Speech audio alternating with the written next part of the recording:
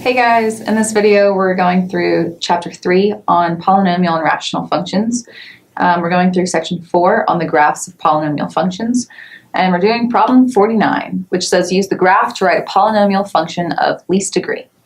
So here's our graph. First thing we want to do is we want to locate the X and Y intercepts. So if we look at the graph, we notice that the graph crosses the x-axis at x equals -3, x equals -1, and x equals 3. And our y-intercept is at 2. So our point for our y-intercept is at 0, 2.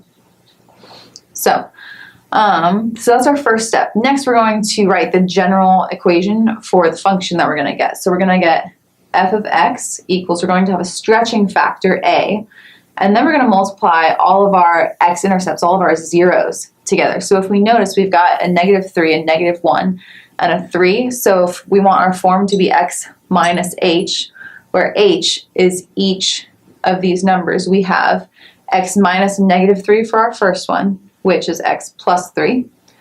We're going to have x minus a -1 for our second one, so we'll have x plus 1. Then we'll have x minus 3 for our third one. Next, what we want to do is we want to plug in our y-intercept. So we'll have f of 0 equals 2 equals a times 0 plus 3 times 0 plus 1 times 0 minus 3. So we'll have 2 equals a times 3 times 1 times -3, or -9. So we'll find that a equals -2/9. And then we'll use that and we'll plug that into our general equation. So we've got f of x equals a, so -2/9 times x plus 3, x plus 1 times x minus 3. And that's our answer.